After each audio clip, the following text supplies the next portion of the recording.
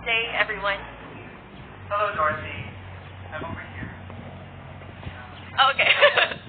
Hello. In a nutshell, tell us your story from childhood to now that puts a smile on your face. A childhood story of mine would have to be I grew up loving art, and I carried that with me as I grew up. I enrolled in school for the arts, and because of that, I was able to publish my own book at the age of 16, which is a huge milestone in that young of an age. But upon entering college, I actually shifted to a nursing course, which is a science-related principle. So now I can say that I'm the best of both worlds. I'm the product of both art and science.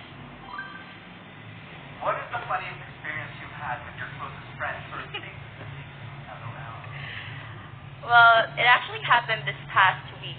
I don't know if I'm allowed to say this, but we actually switched swimsuits back when we were in Iloilo.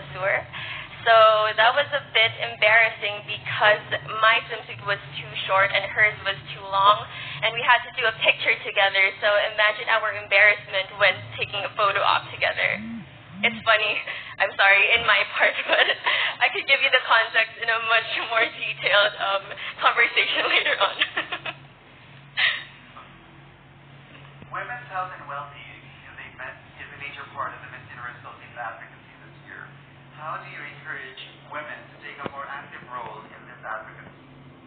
You know what, as a student nurse, I've been taught that having an open discussion about it is actually the first step to breaking the stigmas or breaking the stereotypes or even just opening up a topic about it.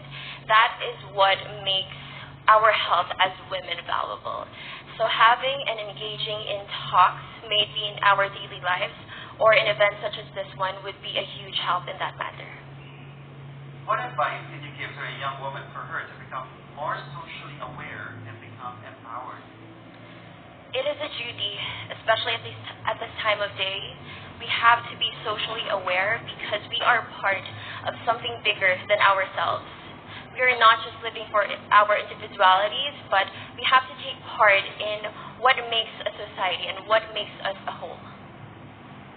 Lastly, if you had the power to use technology in helping improve the education here, what would that be?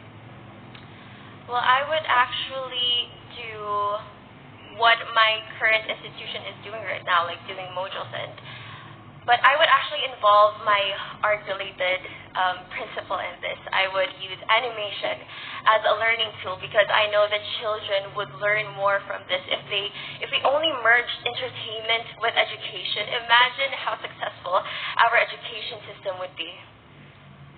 Thank you very much, Dorothy Milan, Iloilo City. Thank you.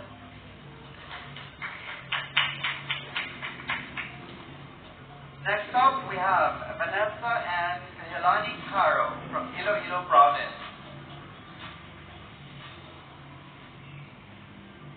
Good afternoon, Sir Voltaire. Good afternoon, everyone, to the Miss Universe Harnal Sandu. Thank you for gracing us, and to all of the familiar faces this afternoon. It's a pleasure to meet all of you. Vanessa, in a nutshell, tell us your story from childhood to now that puts a smile on your face. A story that happened during my childhood was when my father always took me to gymnastics. When I was 8 years old, I remember being very active in gymnastics, and this has molded me to become the woman that I am today through hard work, athleticism, and of course, never giving up until we get the best results. What is the funniest experience you've had with your closest friends or things that make you LOL? The things that make me LOL is when my friends truly tell me how I am to their personal self and how I portray myself as a happy person. You may see me right now as a very serious person who truly loves to join things and pursue my advocacies, but when my friends really make the point to show that I'm actually a very funny person and I can be a very good friend to each and every one of them, that's when I LOL because I like to take myself really seriously sometimes. Women's health and well-being is a major part of Miss Universe Philippines advocacy this year. How do you encourage women to take a more active role in this advocacy? one of my main advocacies is about women empowerment. And through women empowerment, it starts with proper mental health. And through my recent talk with My Nation, actually, we talked about how important it is to be self-aware. And by being self-aware, we're not only able to progress during these modern times, we're also able to impact through positive change and create a force amongst women that not only progresses us as a whole, but as an entire community. What advice can you give to a young woman for her to become more socially aware and become empowered? To become more socially aware means that we know what is going on in the world and that we know how to contribute our talents and all of our achievements to benefiting those that are less fortunate and underprivileged. To be socially aware is also knowing oneself and at the same time recognizing our talents and how we can give back to every single person that is truly in need. And by doing so, we'll not only be able to create a bigger impact, but elevate all communities worldwide.